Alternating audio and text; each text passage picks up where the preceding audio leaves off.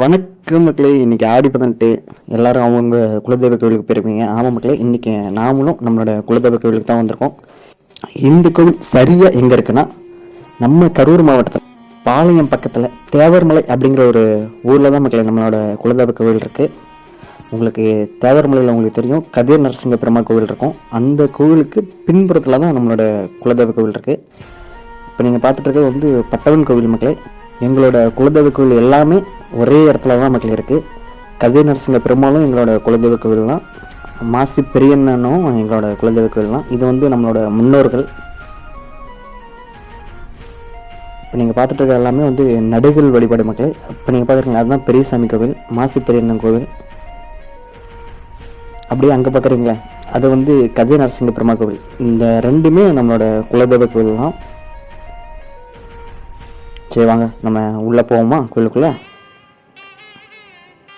மக்களே இப்போ நீங்கள் பார்த்துட்டு இருக்கீங்களா இதுதான் நம்மளோட குலதெய்வ கோவில், மாசி பெரியண்ணன் கோவில். இந்த கோவிலுக்கு முன்னாடி சின்னதாக ஒரு கல்லுமா இருக்குது பார்த்தீங்களா, இதுதான் வந்து எல்லை கருப்பர் மக்களே. இந்த கருப்பரை வந்து வெளியே தான் இருப்பார், காவலாக இருக்கிறாரு. சரி வாங்க, நம்மளோட குலதெய்வம் வந்து ஒன்று கிடையாது மக்களே, கிட்டத்தட்ட 7 பந்து 21 தெய்வம் நம்மளோட குலதெய்வ கோவில்.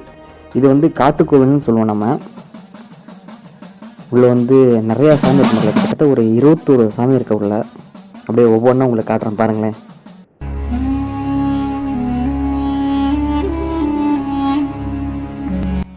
இவரு தான் மக்களே எங்கள் வம்சத்தை உருவாக்குனது. எங்களோட பேர் வந்து ஆப்பாடியான்னு சொல்லுவாங்க, எங்களோட கிளையோட பேர். இவர் தான் அந்த கிளையை உருவாக்குனவர். கிட்டத்தட்ட இங்கே வந்து நிறையா சாமி இருக்குது மக்களே, ஒவ்வொரு சாமியாக போவோம் நம்ம.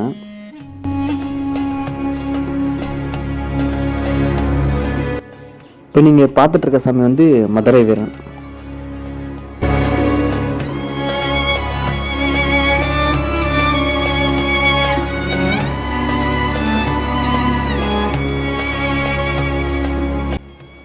இது வந்து ஒரு பெண் தெய்வ மக்களை ஆராய்ச்சி வெள்ளையம்மான்னு சொல்லுவாங்க அந்த சாமி.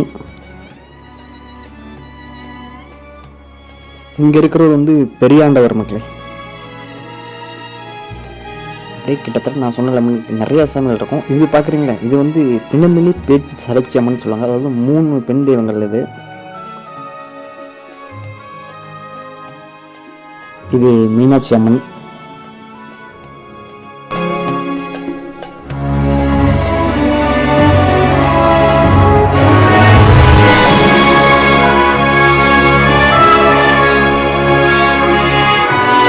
இவரு தான் மக்களே நம்மளோட குலதெய்வம், மாசி பெரியண்ணன்.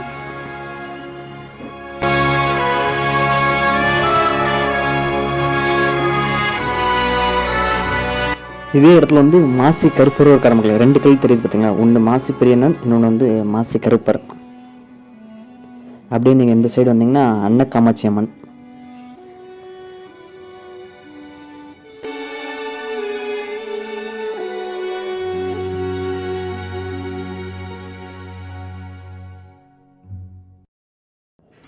இவர் வந்து காத்தவராயன் சாமி மக்களே. நான் சொன்ன மாதிரி தான் கிட்டத்தட்ட ஒரு சாமி கிடையாது, கிட்டத்தட்ட 7 பந்தி 21 சாமி. நம்ம கிட்டத்தட்ட 21 சாமி இருக்கும் அந்த இடத்துல. இது எல்லாமே நம்மளோட குலதெய்வ கோவில் தான். இதெல்லாம் வந்து பெண் தெய்வம்.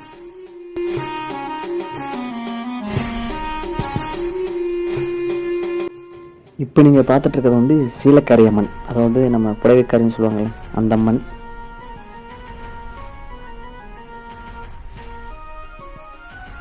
இந்த சாமி வந்து பட்டத்தளச்சி அம்மன் மக்களே. கிட்டத்தட்ட நான் சொன்ன மாதிரி நிறையா சாமி இந்த இடத்துல இருக்குது. சில சாமி பேரெலாம் நான் தெரில மக்களே, அதனால் அப்படியே விட்டுட்டேன் நான். 7 பந்தி மொத்தம் 21 சாமி இருக்குது இந்த இடத்துல. ஸோ கருப்பர் இருக்கார், இங்கே மதுரை வீரன், முனீஸ்வரன், காத்தவராயன், பெரியாண்டவர், அது மாதிரி நிறையா சாமிகள் இருக்குது இந்த இடத்துல. இது எல்லாமே நம்ம குலதெய்வ கோவில் தான். 5 வருஷத்துக்கு ஒரு தடவை தான் மக்கள் நம்ம இங்கே வந்து திருவிழா மாதிரி நடத்துவோம், முப்பூசெல்லாம் போடுவோம். இந்த கோவில் கிட்டத்தட்ட ஒரு 1000 குடும்பத்தோட குலதெய்வ கோவில் மக்களே. நாங்கள் எல்லாமே ஒரே வம்சாவளியை சேர்ந்தவங்க, ஒரே கிளை.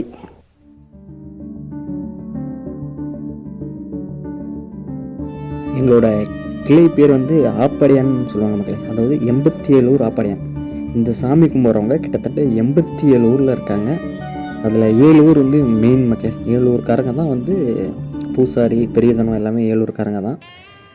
மீதி இருக்கவங்களும் ஒரு 87 ஊர்லேருந்து இருக்காங்க. கிட்டத்தட்ட ஒரு 1000 குடும்பம் கிட்ட இருக்கும். இது வந்து முன்னோடி கருப்பர் மக்கள்.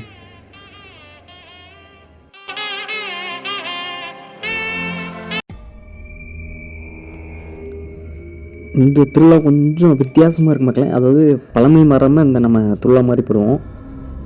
திருவிழா காலகட்டத்தில் பெண்களுக்கு இந்த கோவில் வந்து அனுமதி கிடையாது மக்களே.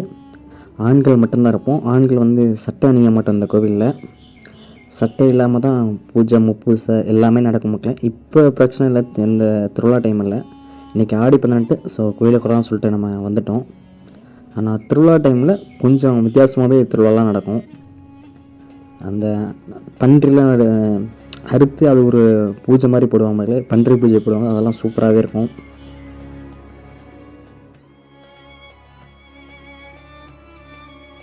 ஆண்கள் மட்டும்தான் மக்கள் இந்த திருவிழாவில் வந்து பங்கேற்போம். பெண்கள் எல்லாமே தனியாக ஒரு இடத்துல இருப்பாங்க.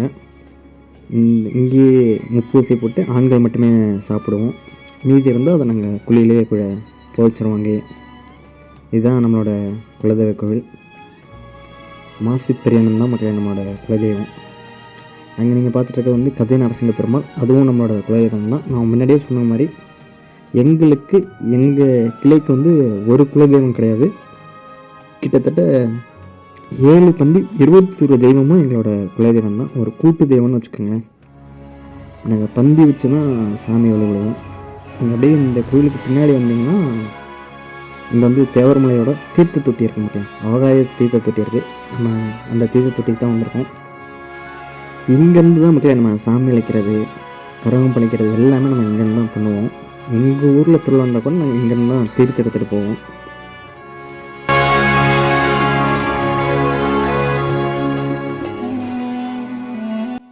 இதுதான் மக்களே ஆகாய தீர்த்த தொட்டின்னு சொல்லுவாங்க.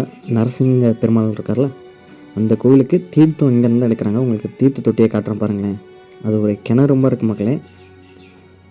ஸோ இங்கே தான் வந்து நரசிங்க பெருமாள் வந்து இங்கே தான் வந்து இறங்கினார் அப்படின்னு ஒரு வரலாற்று கதை ஒன்று இருக்குது. இங்கே வந்து தான் அவரோட கோவத்தை வந்து தணிச்சதாக சொல்கிறாங்க. நம்மளோட குலதெய்வ கோவில் எல்லாமே ஒரே இடத்துல தான் இருக்குது. அப்புறம் நம்ம கிளையிலே வந்து இன்னொரு கிளை இருக்க மக்களே. அவங்களோட குலதெய்வம் கோவில் வந்து அவங்க தனியாக சாமி கும்பிட்டுருக்காங்க, நம்ம தனியாக சாமி மாதிரி வச்சுருக்கோம். ரெண்டுமே கிட்டத்தட்ட ரெண்டுமே ஒன்று தான். உங்களுக்கு அந்த வீடியோவை நான் உங்களுக்கு கீழே நான் பயோவில் கொடுக்குறேன் பாருங்கள். அதுவும் நம்மளோட குலதெய்வ கோவில் தான், இதுவும் நம்மளோட குலதெய்வ கோவில் தான். கிட்டத்தட்ட எங்களோட கிளை மட்டுமே கரூர் மாவட்டத்தில் கிட்டத்தட்ட ஒரு 2500 குடும்பங்கள் இருக்குது. இதுதான் மக்களே தீர்த்த தொட்டி. சுத்தமாக தண்ணியில் மக்களே ஃபுல்லாகவே வறண்டுருச்சு. ஸோ ஆடி 18 அன்றைக்கி தண்ணி இருக்கும்னு நினச்சேன், எங்கேயுமே தண்ணி இல்லை. இது ஒரு அதிசயமான தீர்த்த தொட்டி மக்களே. இது வந்து ஆகாய தீர்த்தம்னு சொல்கிறாங்க. எங்கேருந்து வீட்டிலேருந்து தண்ணி வருதுன்னு கூட யாருக்குமே தெரியாது.